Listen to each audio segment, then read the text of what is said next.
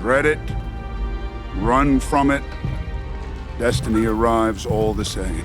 And now it's here. It's easy to fool people when they're already fooling themselves. Buried your dad. Mourned your losses. It's not possible. Darling, you have no idea what's possible. A hero's only as good as the villain of the same story, which is why you'll always notice similarities in legendary characters. The same goes for whenever they flex, do power demonstrations, or most importantly, act like divine entities. On that note, today the TV Regent is going to honour your love for Volume 1 and give you Volume 2 of the top 25 times when supervillains went God mode in the movies.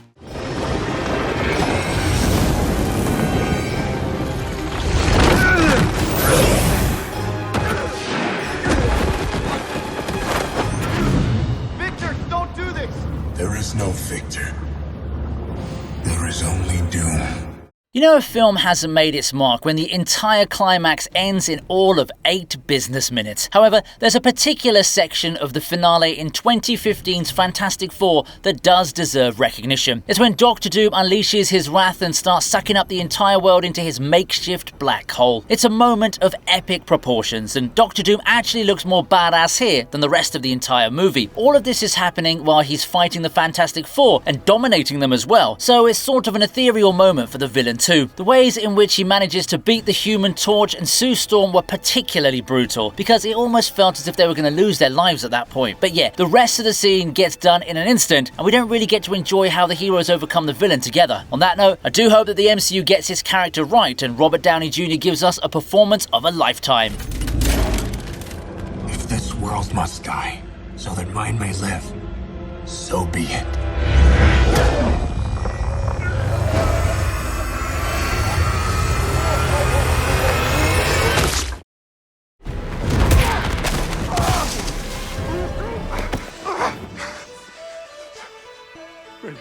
Don't, I'm sorry. Now, this is what you call Homelander's real son. Brandon would have been the perfect match for everyone's favourite soup villain, but for now, let's just focus on how he ends up blasting through his own dad's freaking head. It's a nicely directed scene which has Kyle sneakily trying to shoot his adopted alien son in a hunting trip, sprinkled with a little bit of deception. His plan works perfectly as well, but the only problem is that he should have known a bullet wasn't going to do anything to an evil super kid. What follows is a tragic death, but I've got to give props to Brandon for taking the effort to change into his supervillain costume. This is probably the only personality trait of his that matches Superman. To be honest, Kyle just got judged for his sins, and by that I don't mean just shooting a kid's head. I also mean a lack of critical thinking. I mean, all he had to do after shooting Brandon was to say, "I knew it, son. I knew you had superpowers." See, this is what I call effective parenting.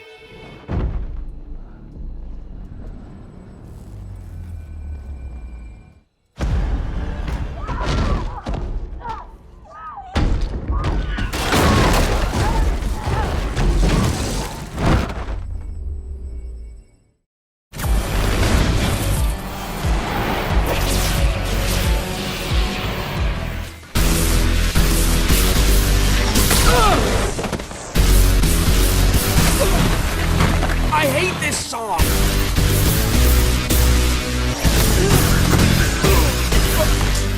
Imagine being so juiced up on electricity that you're able to control an entire power plant all by yourself. Yeah, Electro's source of energy comes right from the jackpot in this scene, and he makes sure to let the world know what he's capable of. Those electric jolts coming out from the building almost made it seem sentient, and the visual effects further intensified the scene. I mean, even the God of Thunder himself would call Electro worthy after seeing such a tremendous display. Bro was casually messing around with airplanes and barely even knew about it. It took Spider-Man everything, combined with some assistance from Gwen to counter his threat, and even then, Electro gave Peter Parker a run for his money. With the currents being blue, this still looks somewhat pleasant to a bystander. Imagine if they'd made them yellow. That definitely would have added onto his villainous persona. Also, here's a little observation of mine. I believe this is the only final battle where Spider-Man's mask doesn't get removed or destroyed. And everyone will be able to see me for who I truly am. And who are you? Don't you know? I'm Electro. Feel it, rage, power, weakest,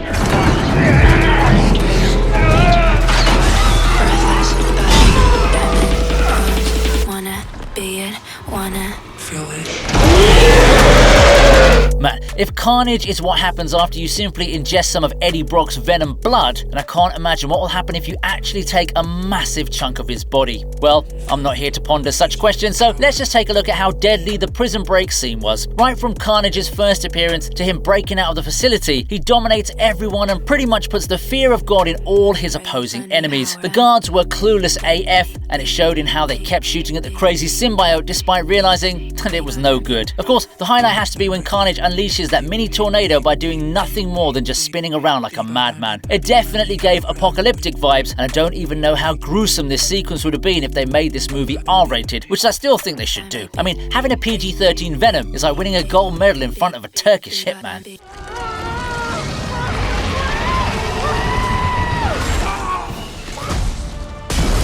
Let there be carnage!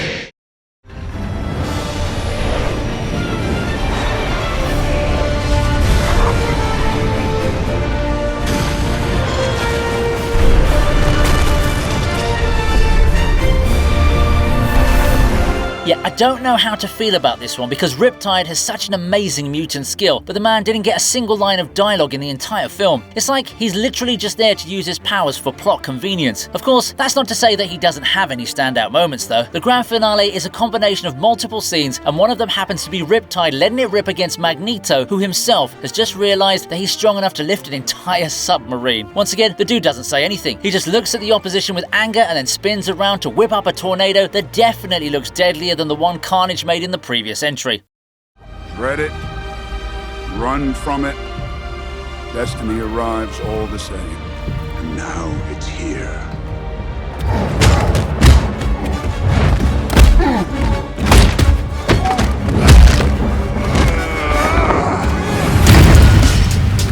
You know you're overpowered to the max when you can take down the God of Thunder and the Angry Green Giant one after the other. Thanos was always hyped up to be this unbeatable villain, but as we all know, a fact only hits you hard when you see it in front of you. And the beginning of Infinity War was all we needed to be convinced that this was not going to be a standard MCU victory. We start off with Thor down and out for the count, and are given some hope when Hulk charges at the Mad Titan with all his strength. However, it's of no use as Thanos manages to beat him down with such ease that it makes you wonder how much they had to underpower Bruce Banner to make this scene what it is right now. Hulk was so badly bashed and humiliated that he actually refused to come out after that. That doesn't tell you how epic Thanos is, then I don't know what will. Like, damn, these were the two strongest Avengers, and they got beaten to a pulp within the first 5 minutes of the movie.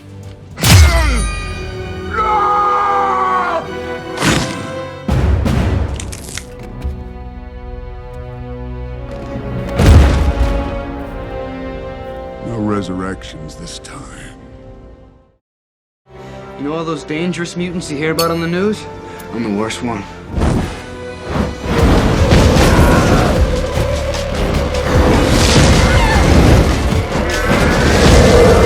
First of all, let me just say that the comps from this scene are really dumb. Like, why would you shoot someone in the head just because you think that they might pull something shady? Also, if these fools had read the comics, they'd know that shooting Wolverine anywhere isn't going to help them in any way. Bro will simply regenerate and pop a cigar as if nothing even happened. Most importantly though, these guys should have known that harming another mutant is all it takes for Pyro to get heated up and unleash his wrath on his ops. The fiery attack that further followed is proof of my statement, and damn, the man sure knows how to make a statement, doesn't he? There are no regrets to be seen at all here, even though Pyro is basically grilling those police officers harder than Burger King. Also, not to try and give you any spoilers or anything like that, but I felt like I needed to come back to Pyro after watching Deadpool and Wolverine. I came out of that movie with a completely different dose of nostalgia. Getting the cure so you can go back home to mommy and daddy?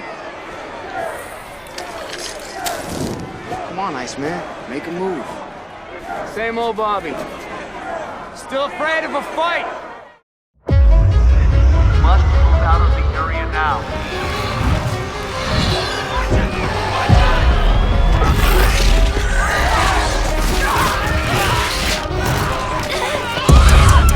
Picture this. You've been working hard your entire life, studying and preparing to have some big career and amazing future ahead, and then all of a sudden, you're sucked up and killed by some giant cloud with one of the ugliest faces of all time. Yeah, Parallax may not be your favorite villain, but he did have godly powers which made it seem as if he was going to orchestrate the end of the world. His form is what's truly terrifying, as it doesn't really have a fixed presence. The dude can spread anywhere because he's literally a gas, and that too, an overpowered one. Enveloping an entire city didn't seem to take a lot of effort, which proves that he can reciprocate the feat for a country, a continent, or even worse, the whole world. He even takes on Green Lantern in the middle of all this chaos and manages to one-up him for the majority of the battle. But yeah, it feels really weird watching Ryan Reynolds act serious. I always feel like there's some kind of joke coming up with him. God damn, that's beautiful.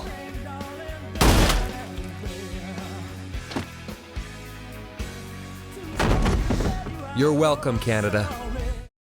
I control the truth! Mysterio is the truth!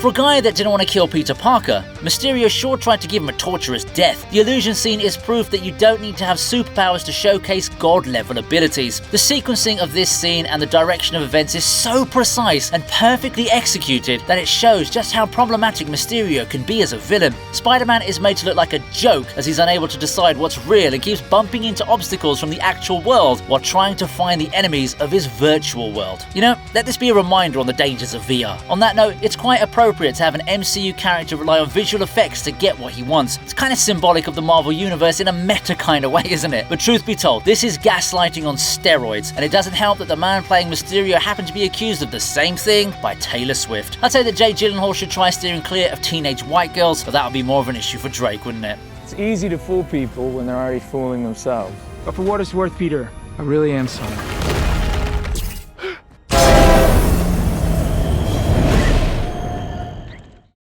Wanda, Black Bolt could destroy you with one whisper from his mouth. What mouth?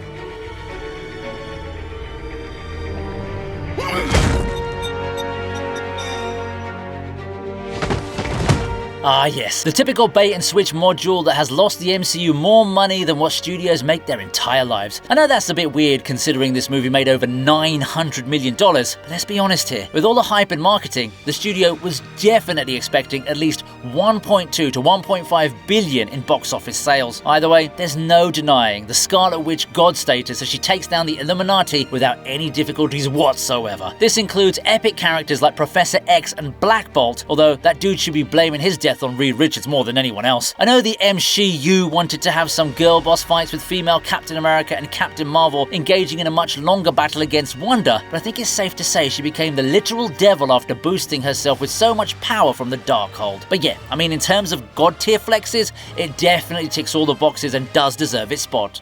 Return to Kamar-Taj and prepare to hand over America Chavez by sundown. Peacefully. And if we don't? Then it won't be Wanda who comes for her. It will be the Scarlet Witch. Come take a look at this. It's snowing. But it's July.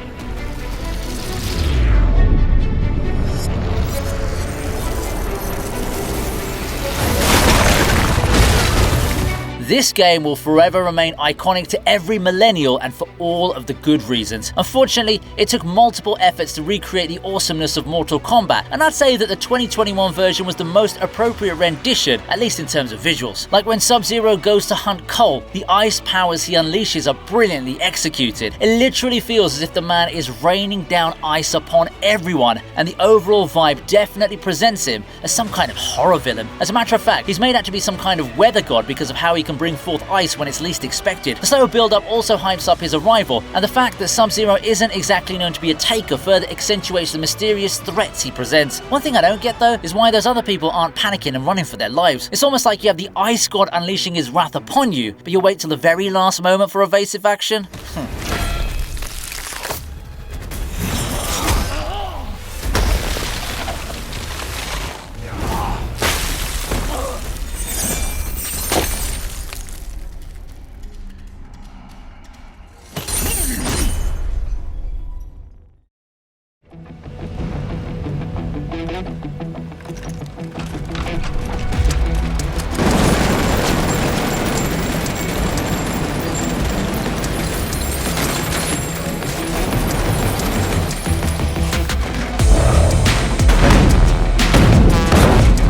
Vuk is a serious contender for the most overpowered X-Men villain, and this scene shows exactly how dangerous she can be. The alien protagonist manages to kick things off by smashing the beast to a pulp, followed by Nightcrawler and Storm being smacked away with no seriousness at all. Now, I'll give some credit to Magneto for at least engaging Vuk for a bit by shooting her with a seemingly unlimited supply of bullets. Sadly for him, those bullets are indeed limited and they get exhausted soon after. Vuk actually even warns Eric by saying she doesn't want to fight him, but after her words fall on deaf ears, she makes sure to repay the favor in kind. Oh yeah, she also tosses aside Cyclops and his laser as if she's trying to tone down the heat in the kitchen. Yeah, her character is pretty random, but it doesn't take away from the fact that Vuk is an S-tier threat.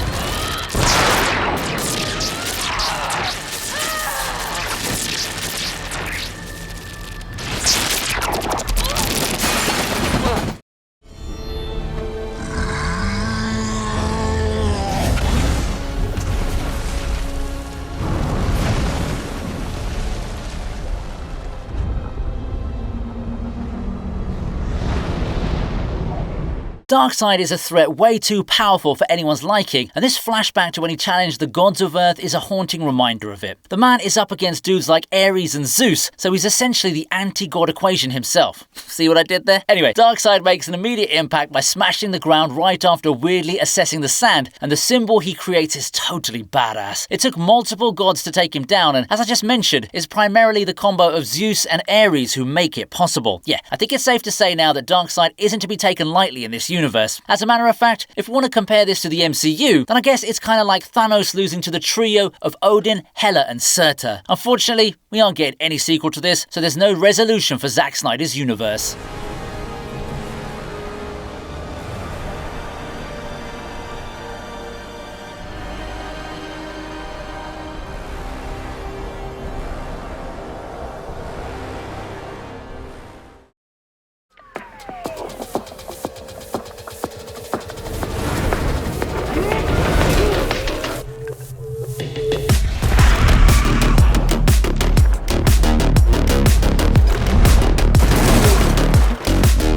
Never would I have ever thought of a dude in green swimming trunks as a god-level threat, that too a place like Wakanda. Namor's first attack on the country was filled with a lot of surprises, such as his ability to fly and his superhuman strength, as could be seen when he smacked away the massive M'Baku like he was just a little fly. The true danger though was when Namor started taking down all the jets and showed everyone that he's got a lot more power than Killmonger. It's like he's a professional skater, but in the air. Namor's murder of the Queen was like unholy judgment, and it totally had me rooting for the fake Black Panther to take down this monster. Man, you could tell that the entire creative team wanted to have Namor face off against T'Challa. That would have been the ultimate battle now, wouldn't it? But of course, that couldn't be possible, so they had to go ahead with this sequence instead. In 1 week's time, I will return with my entire army, and you will join us against the surface world, or I will wash Wakanda from the face of the earth. Bury your dad. Mourn your losses.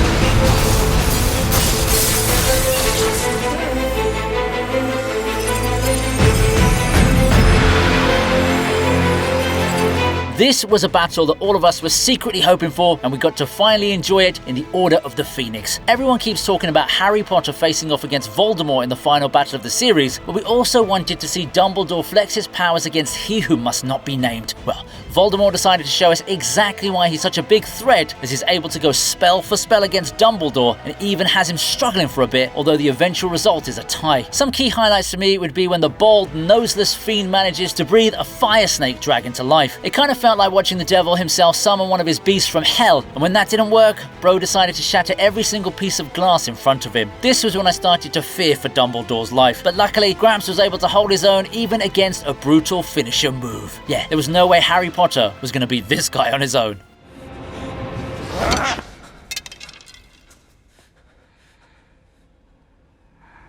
So weak. Kneel before your queen. I don't think so.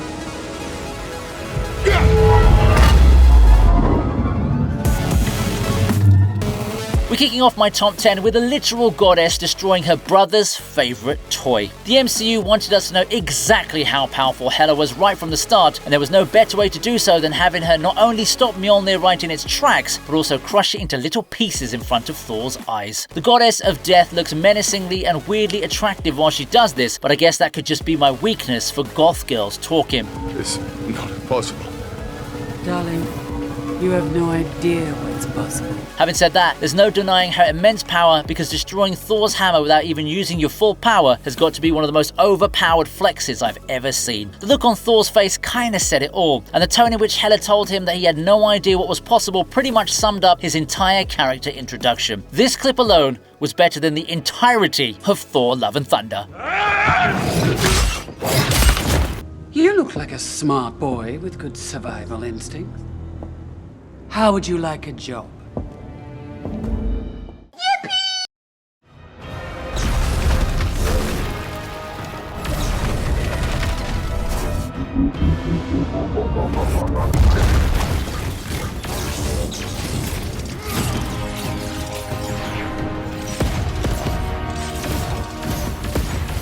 Ain't nothing like a good guy turned bad, and Ikaris is the perfect example of it. Watching him take on all the Eternals was scary, because it made us all realize that he can one-shot all of them if he just actually tried. Sure, there are way too many laser blasts, but I guess it's fine as long as they're effective. Now, there are moments when the others manage to bother Ikaris, such as Makari and Phastos, but all it takes is for Ikaris to get angry, and then everyone's just sent flying away. The MCU's version of evil Superman then makes his way to Cersei to finish the job, but then his ultimate weakness takes over: the power of simping.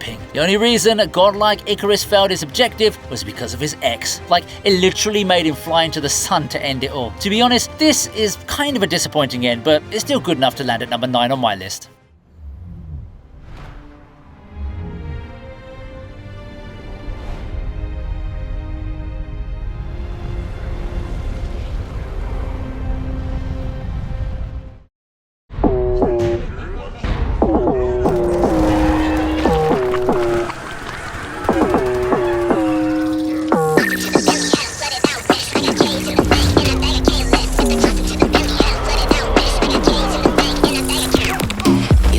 James Gunn is the kind of guy you look at and go, yeah, I can totally imagine this guy making a giant starfish the main villain of his movie. On a more serious note, Starro is a pretty dangerous character, and that armpit attack should be more than enough to prove my point. The dude's able to take over the consciousness of every single person he attaches his minions to, and turn all of his victims into a single hive mind unit. This spells apocalypse more than most other things, and you can see exactly why it's such a big problem in this scene. The Suicide Squad itself is attacked, and it takes them all considerable effort to avoid getting possessed. Well, maybe apart from King Shark, who's immune primarily due to the shape of his face. But yeah, looking at Starro from the position of the humans does give the vibe that they're now facing unholy judgment.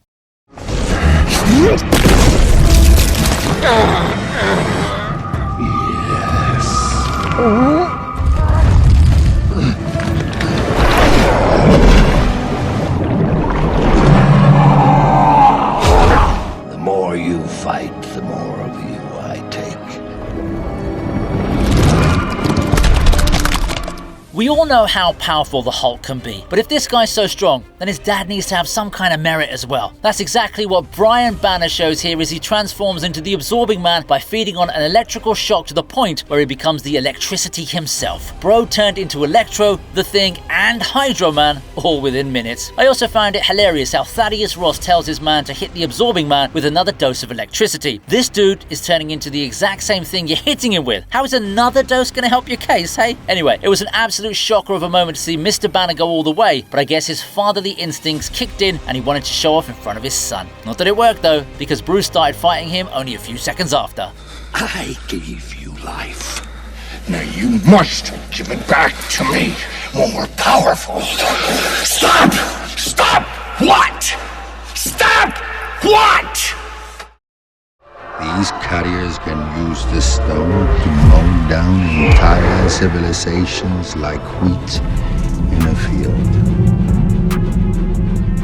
There's a little pea coming out of me right now. Hey look, James Gunn lands 2 entries in my top 10. This one though is a really brief moment as it only showcases a Celestial destroying a planet within a couple of seconds. However, that should be enough reason for including this scene at such a high spot. It's not every day that someone comes in and says, yeah, I was feeling bored, so I just went and destroyed a planet a few minutes ago. We all know that Celestials are literal god beings with the power to create and destroy galaxies at will, so this should simply serve as a reminder of what they can achieve. Star-Lord's reaction perfectly sums up my response to this scene as well, you know. Also, let me just remind you that this is only a fraction of what these beings are capable of, so there's actually a lot more that can be done by these godly demons.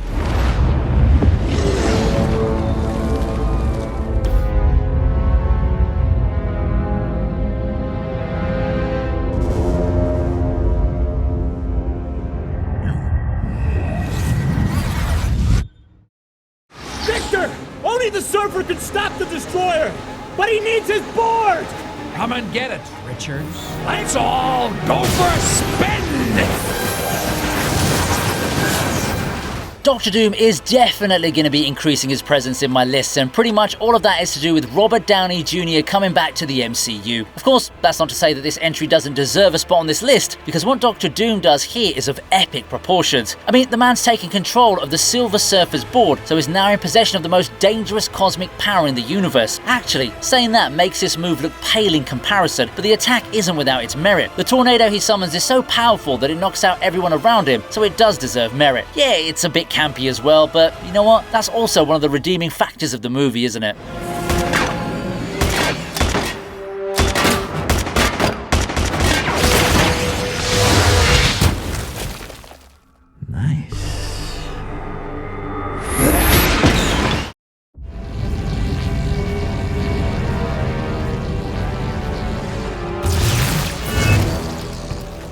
A grateful universe. Born out of blood. They'll never know it. Because you won't be alive to tell them.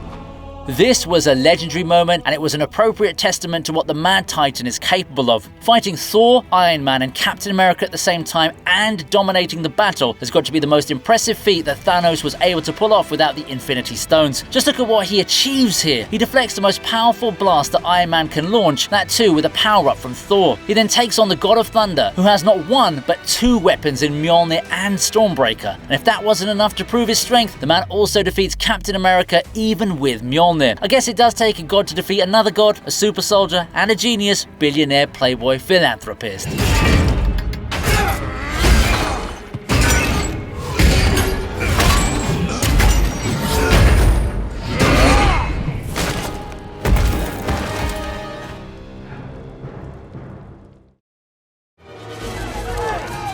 No, don't shoot!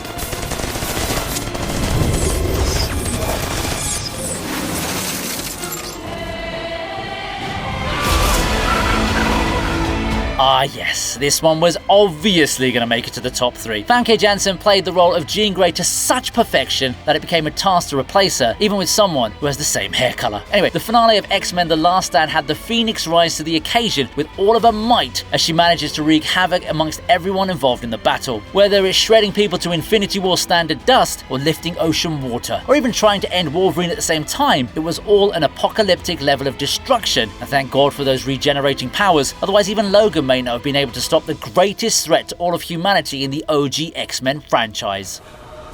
Save me.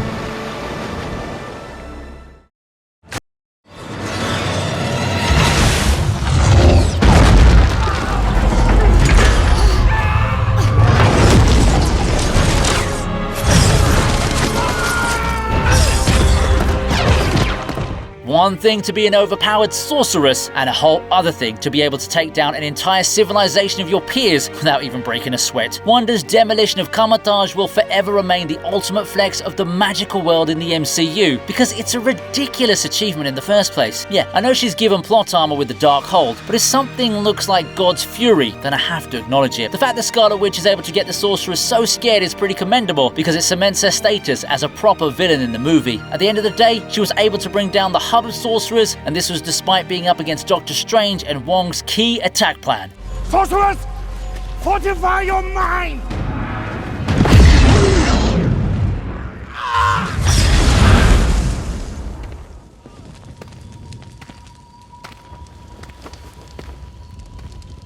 Hope you liked the video. Please subscribe to the TV Regent, and here's another video that I know you'll enjoy. It's over. Go home.